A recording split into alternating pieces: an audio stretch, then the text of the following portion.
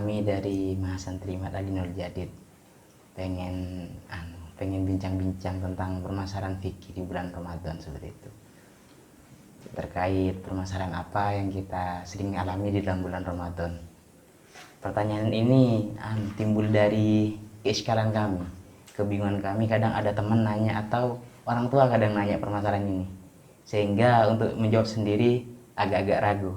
Jadi saya ngajak temannya saya ini untuk sowan ke sini, sekaligus ngabuburit lah, untuk nanyakan ke. Ya itulah santri. Itulah santri.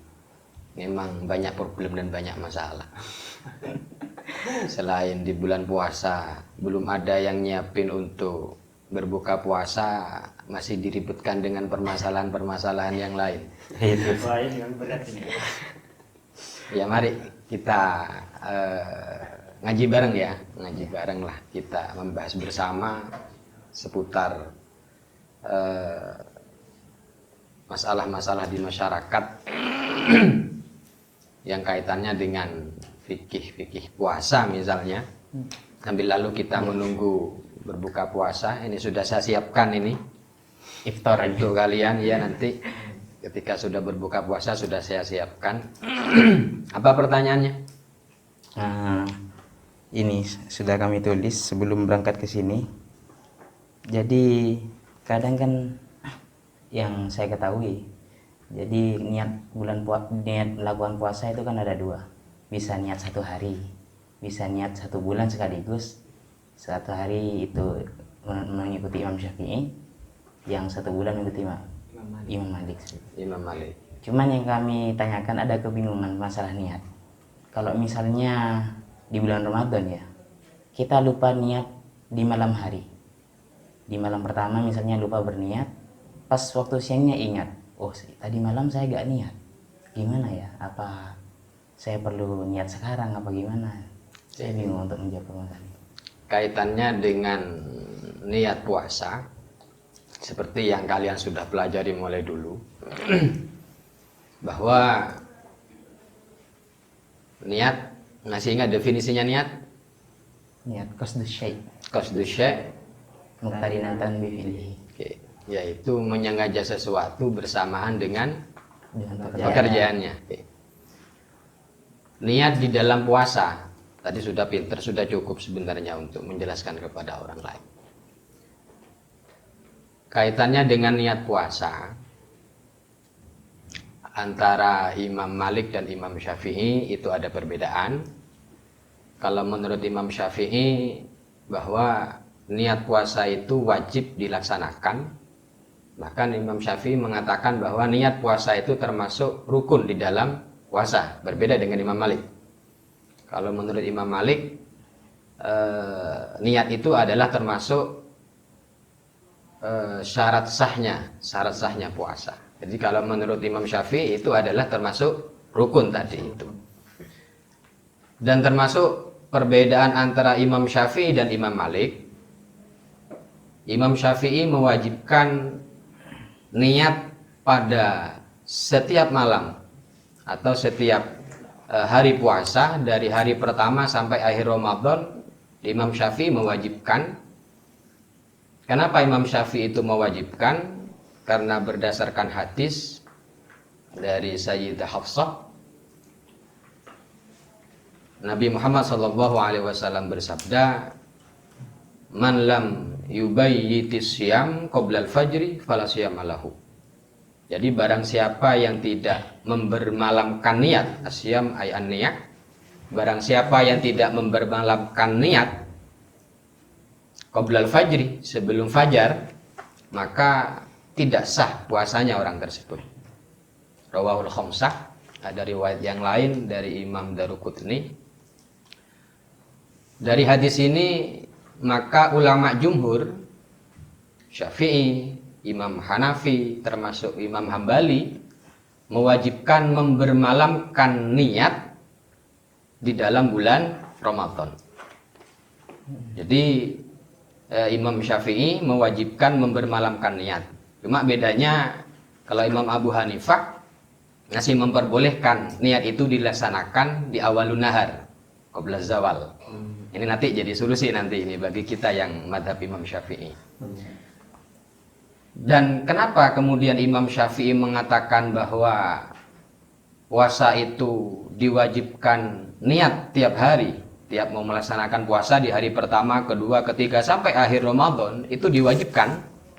Karena Imam Syafi'i, madhab Imam Syafi'i mengatakan bahwa kulla yaumin, hari-hari Ramadan, kulla yaumin huwa ibadah mustaqillah.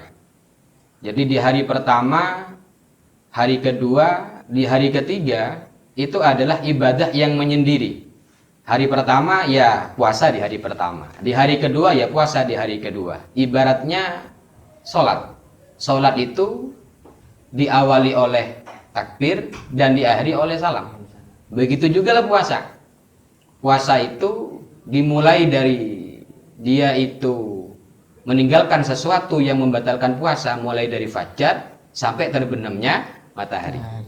Jadi puasa itu menurut Imam Syafi'i diawali oleh niat, kemudian diakhiri ketika ghurub syamsi, terbenamnya matahari. Itu adalah satu hari puasa. Di hari kedua juga sama. Jadi antara hari kedua dan yang pertama itu adalah puasa yang berbeda. Oleh sebab itu Imam Syafi'i mengibaratkan di dalam sholat ada takbir, ada salam.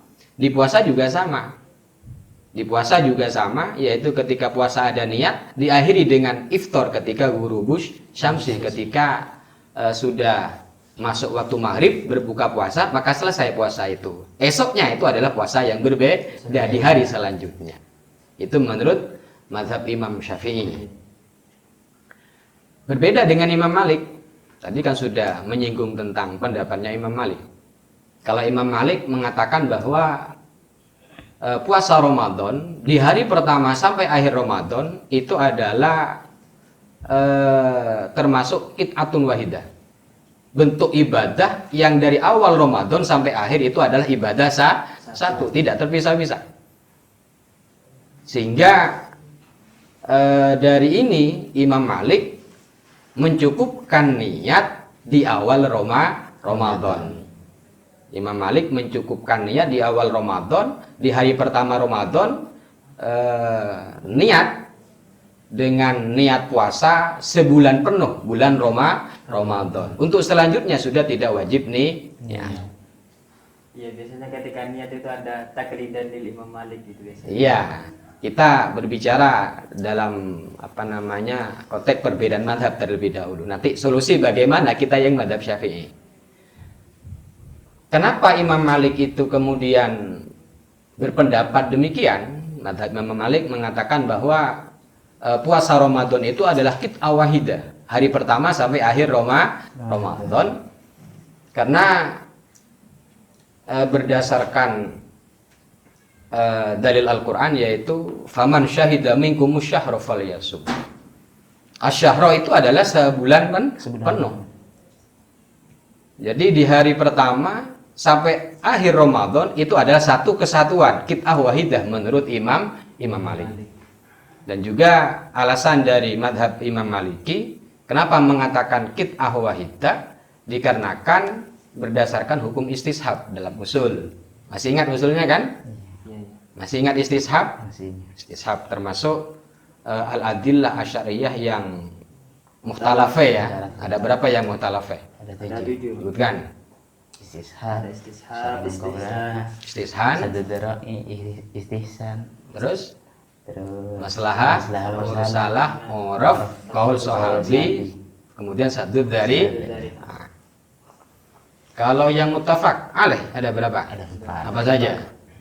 Al-Quran, hadis, ijma, Yes. qiyas. Harus ingat itu. Berdasarkan istishab, kemudian madhab Imam Maliki mengatakan bahwa hari kedua, ketiga, dan akhir Ramadan itu diikutkan kepada hari pertama Ramadan. Itu istishab. Jadi menyamakan hukum di hari kedua, tiga, dan akhir Ramadan itu dengan hari pertama bulan Ramadan puasanya. karena menganggap hari pertama sampai akhir Ramadan itu adalah satu kesatuan, sehingga Imam Malik kemudian mencukupkan niat di awal Ramadan. Karena niat itu sudah mencakup 1 bulan penuh berdasarkan ayat tadi itu, faman syahida minkumus syahra falyasum.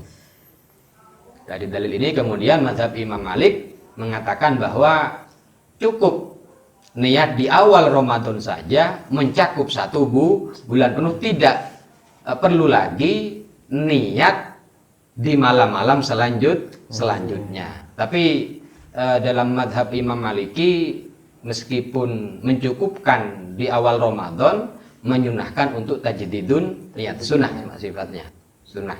Termasuk bagi orang yang haid misalnya, ketika dia itu keluar darah, maka hukumnya Sunnah. kalau dia itu sedang haid, wanita haid boleh puasa enggak? Enggak boleh kan? Misalnya haidnya 1 minggu misalnya secara kebiasaannya.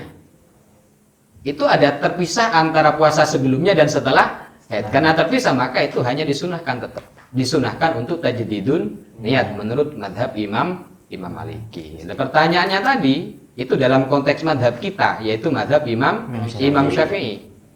Kalau Imam Syafi'i tadi itu mewajibkan niat setiap hari, artinya setiap malam ketika besok mau puasa, maka dia itu harus niat. Karena bedanya Imam Syafi'i dan Imam Malik, kalau Imam Syafi'i itu menganggap hari pertama, 2, 3 dan seterusnya itu adalah puasa menyendiri, puasa hari pertama, kedua, ketiga, keempat dan seterusnya. Itu hari yang kedua itu tidak sama dengan hari yang pertama. Itu adalah ibadah tersendiri. Diawali dengan niat, mulai dari puasanya meninggalkan sesuatu yang membatalkan puasa, mulai dari fajar sampai ghurubi syamsi, masuk maghrib, kemudian dia itu berbuka puasa. Selesai itu di hari pertama, kedua, ketiga dan seterusnya. Kalau Imam Malik itu adalah satu rangkaian ibadah di hari pertama sampai akhir Ramadan. Dan dalam konteks kita yang di negara kita, negara Indonesia yang mayoritas mengikuti madhab Imam Syafi'i yang tadi menyaratkan harus niat pada tiap malam, tidak menutup kemungkinan ada seseorang yang lupa niat di malam hari. Karena ulama jumhur berpendapat wajib membermalamkan niat.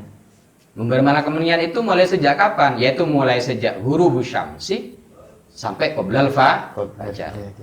Jadi sebelum fajar harus niat terlebih dahulu. Cuma Imam Abu Hanifah berbeda. Kalau Imam Abu Hanifah awalun nahar itu masih bisa. Nah, pertanyaannya tadi gimana itu? Cara mensiasati seandainya kita lupa berniat di malam dalam hari. konteks kita sebagai yang mengikuti madhab Imam Syafi'i. Ada 2 cara. Ada 2 cara. Cara yang pertama adalah taklid kepada Imam Malik di malam pertama bulan Ramadan. Sehingga ulama ashab Syafi'i mensunahkan bagi madhab Imam Syafi'i untuk niat taklid kepada Imam Malik. Iya, dalam madhab Imam Syafi'i, ashabus Syafi'i, yaitu Al-Imam Ibnu Hajar Al-Haytami menyunahkan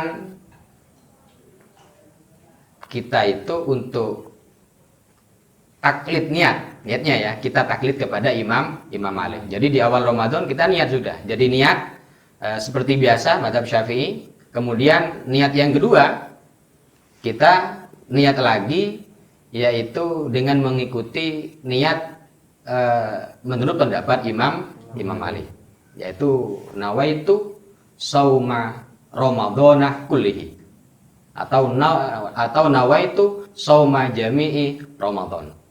Jadi kalau sudah jami Ramadan berarti keseluruhan dari hari pertama sampai akhir Ramadan. Tapi dengan syarat harus taklid kepada Imam Malik dalam niat itu.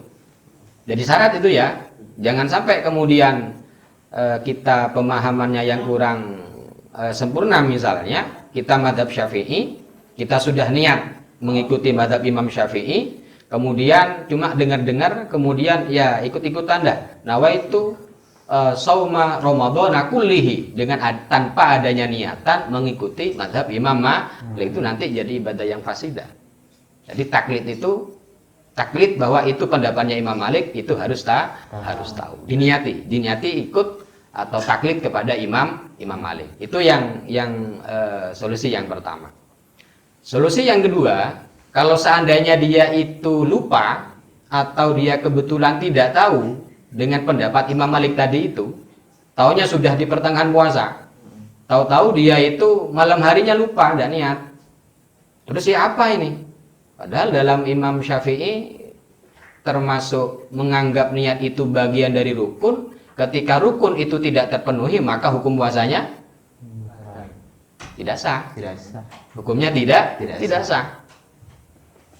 Maka ada solusi yang lain, bisa taklid kepada Imam Abu Hanifah. Ini juga dikatakan sama hukumnya adalah sunnah. Karena Imam Abu Hanifah membolehkan niat awalan nahar qabla zawal. Tapi awalan nahar qabla zawal ya, kalau sudah ba'da zawal tidak bisa. Meskipun puasa wajib. Ini puasa wajib. Kalau puasa sunnah dalam madhab kita Syafi'i kan bisa kan, meskipun tidak mempermalamkan niat berdasarkan hadis Rasulullah SAW itu. Berarti kalau setelahnya duhur nggak bisa taklid ke Hanafi? Iya, awalan nahar syaratnya. Awalan nahar. Tapi kan kalau seperti itu kan seolah-olah ikut-ikut pendapatnya itu kan ada ketentuannya, misalnya kan tidak bisa moro-moro langsung ikut pendapatnya ya Imam Abu Hanifah, Abu Malik, kan ada ketentuan masing-masing. Ini berbicara taklid ya. Berbicara taklid. Oke. Dalam madhab Syafi'i, kenapa kita kok bisa mengikuti hal itu? Ini nanti kalau kita perpanjang perbincangan ini, nanti kita akan membahas talfik dan lain sebagainya. Kita bisa memakai kaul ini karena ini termasuk kaul dari ashabus Syafi'i yang mengatakan sunnah untuk niat taklid kepada Imam Malik di awal Ramadan. Ya sudah ada yang nanggung kan? Berarti jalurnya lewat ashab ini, Pak? Iya, lewat ashabus Syafi'i. Yang ke Imam Malik. Bisa kalian tadi nanti itu ibaratnya di Hasyiatain atau di Kulyupi, bisa kalian nanti itu menemukan perbedaan-perbedaan itu. Jadi ada dua solusi ya bagi orang yang lupa niat. Kalau dia tahu sebelum bulan Ramadan, tinggal langsung mempraktekkan di malam pertama Ramadan dia niat puasa 1 bulan penuh dengan taklid kepada Imam Malik. Solusi yang kedua, kalau dia itu tidak niat yang taklid Imam Malik tadi itu, bisa menggunakan taklid atau pendapat Imam Abu Hanifah yang membolehkan niat di awalun nahar. Tidak harus di malam harinya itu. Itu. Oh, berarti kalau yang Abu Hanifah ini langsung ke madhab beda. Iya. Jadi niatkan taklid kepada Imam Abu Hanifah. Ini solusi yang meringankan lah bagi kita yang madhab Syafi'i, karena tidak menutup kemungkinan seseorang itu lupa membermalamkan niat. Sudah itu saja. Ini juga ada pertanyaan berikutnya. Iya. Jadi sekarang kami kebingungan tentang puasanya pekerja berat. Kan kadang di masyarakat itu ada orang yang memiliki tuntutan untuk bekerja berat, misalnya jadi kuli, sehingga kalau dia berpuasa tidak akan mampu seperti itu. Terus ada juga yang sampai gak berpuasa dengan alasan seperti itu. Saya gak mau berpuasa dah karena sudah bekerja berat. Barangkali ada kemurahan dari Tuhan seperti itu. Oh, sudah Bagaimana diniati dari awal ya? Dia dari awal gak puasa. Gitu. Tapi itu tuntutan tapi Pak. Iya. Kalau santri bukan pekerja berat. Masih ringan-ringan kalau santri. Kalau santri kan dari awal biasanya pengajiannya full dari pagi, Iya. siang, sore. Solusinya tidur. Oke. Pekerja berat ya. Pekerja berat. Oke. kita tahu dalil nas di Al-Quran tentang kewajiban puasa. A'udzubillahi minasyaitonirrajim. Bismillahirrahmanirrahim. Ya ayyuhalladzina amanu kutiba alaikumusyamu kama kutiba alal ladzina min qablikum la'allakum tattaqun.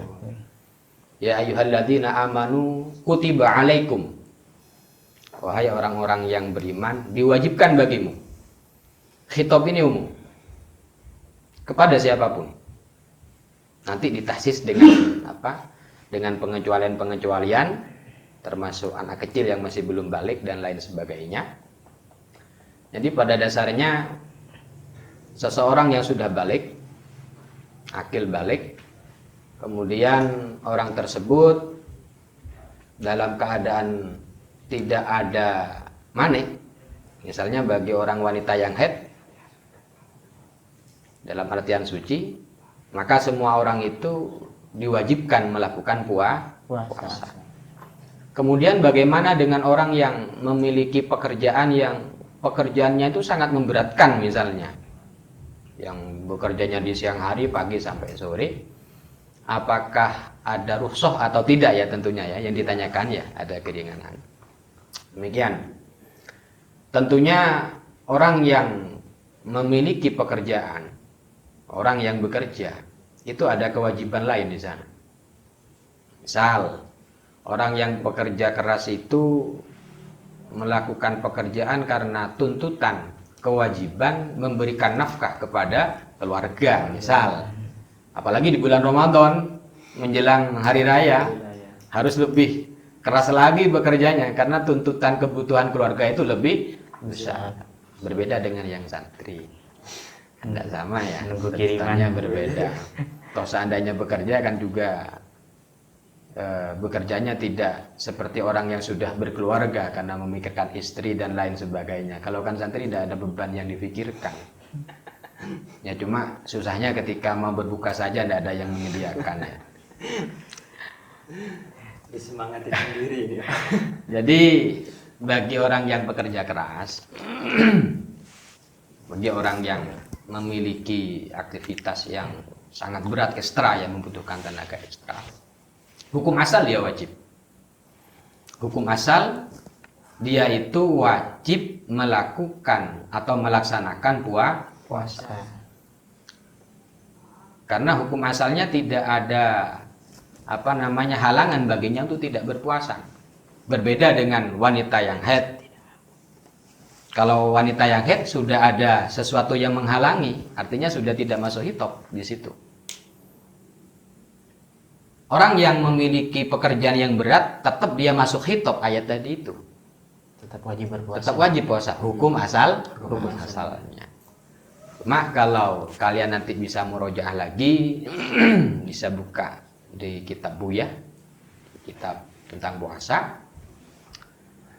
Bagi orang yang memiliki pekerjaan yang ekstra berat, tapi dengan catatan tadi ya, hukum asal dia wajib puasa, biar tidak disalahartikan nantinya. Hukum asal dia itu wajib melakukan puasa.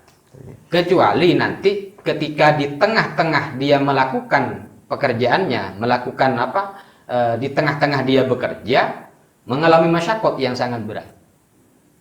Misalnya dia itu ya pusing ataupun sudah loyo atau bahkan sampai dia itu pingsan dan lain sebagainya, itu ada masyarakat kan? Ketika ada masyarakat di tengah pekerjaannya, maka dia bisa mengambil rukhsah. Boleh buka puasa. Boleh iftar. Berarti Tapi dengan ketentuan tentunya. S dan K berlaku. Syarat dan ketentuannya berlaku. Bisa buka di Bugya itu ada 6 syarat bagi orang yang memiliki aktivitas yang ekstra berat, memiliki pekerjaan yang berat. Ada 6 syarat. Ada 6 syarat.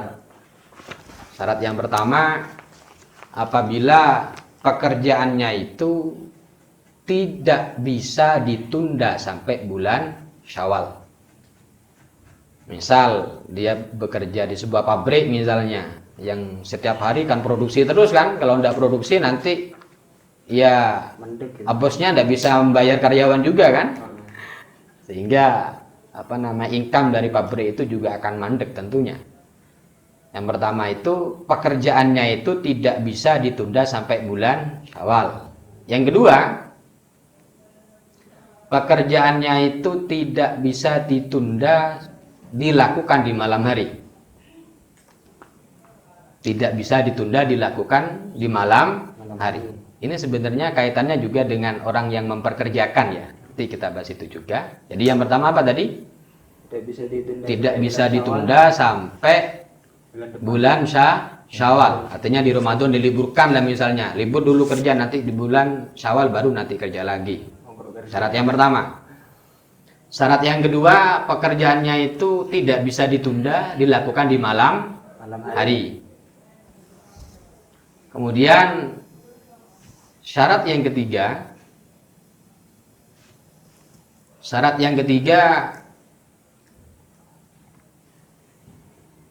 di tengah-tengah dia melakukan pekerjaannya, kemudian dia merasa ada masyaqqat yang dialaminya.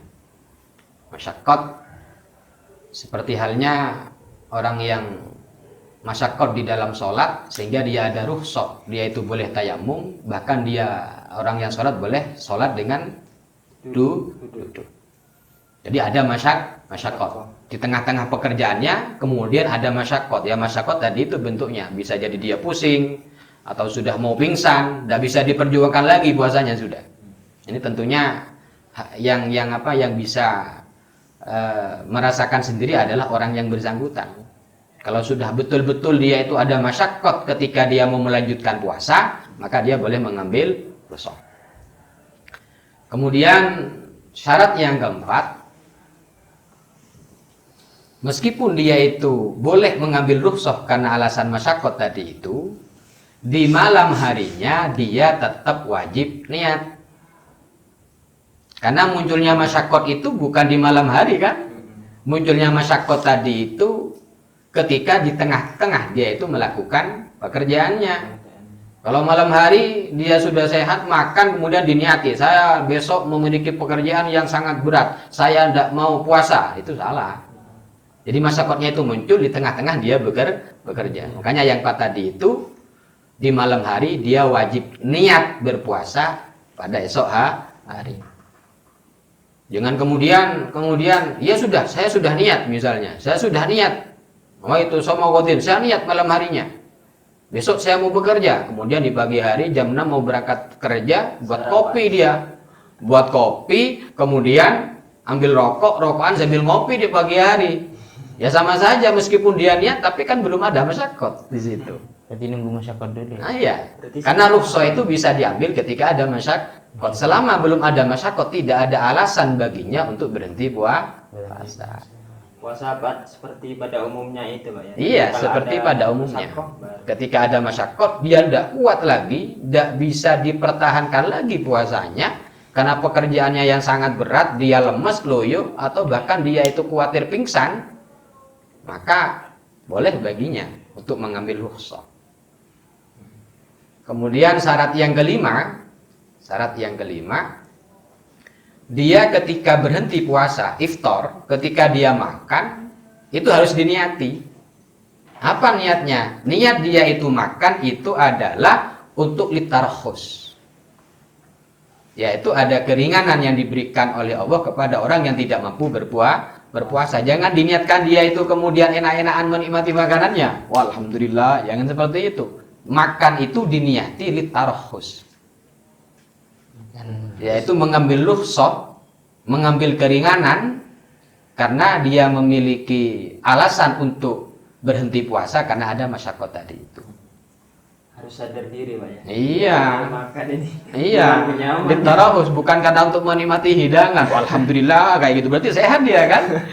Jadi dia betul-betul niat makannya itu adalah litarkhus. Ya biar tidak sakit dan lain sebagainya tadi itu. Diniati itu. Dan syarat yang keenam, adanya profesi pekerja berat itu tidak diniati dari awal. Dalam artian, wah saya orang yang bekerja berat, pekerja berat sudah memiliki rukhsah, misalnya diniati dari awal, oh, enak bagi saya. Nah, boleh seperti itu. Jadi mengambil rukhsah itu diperbolehkan baginya ketika di tengah-tengah puasa dia mengalami masyaqqat. Jadi mengalami sesuatu yang berat sekali untuk melanjutkan puasa, dan itu tidak bisa diniati karena masyaqqat itu munculnya ketika sudah puasa. Jadi ada berapa syarat tadi? Ada 6 syarat. Bisa di murojaah lagi atau lagi di buyahnya seperti itu. Jadi pekerja berat itu boleh mengambil rukhsah dengan ketentuan tadi itu, dan poin yang harus digarisbawahi, orang yang memiliki pekerjaan berat itu masyaqqatnya itu ketika dia itu puasa dan menemukan masyaqqat di tengah-tengah dia itu melaksanakan puasa. Makanya tidak bisa diniati dari awal. Kalau diniati saya mau bekerja berat biar enak saya tidak puasa, tidak boleh seperti itu. Tidak bisa dia mengambil rukhsah. Ad-dinu yusrun. Agama itu mudah. Yang tidak boleh itu menganggap mudah dengan beragama. Boleh. Termasuk kaitannya tadi pekerja berat. Ini kaitannya dengan orang yang memperkerjakan juga kan. Jadi tadi itu kan syaratnya yang pertama, yang kedua, kalau pekerjaannya itu bisa ditunda di luar setelah Ramadan, maka enggak boleh dia itu mengambil rukhsah. Ini juga kaitannya dengan orang yang mempekerjakan. Kalau kebetulan dia itu bekerja kepada orang yang sesama muslim, sama-sama orang Islam, maka orang yang mempekerjakan ini sekiranya juga harus mempertimbangkan hal itu. Karena puasa itu adalah tentunya urusan akhirat. Jangan sampai terjebak dengan firman Allah, wa asarul hayatad dunya wal akhiratu khairu wa abqa. Makanya orang yang mempekerjakan itu juga harus tahu tentang hal ini. Bahkan bisa jadi wajib baginya. Karena ini menyangkut puasa saudara sesama muslim. Itu sudah dua masalah ya yang kita bahas ini. Masih ada waktu ini. Ini sudah saya sediakan.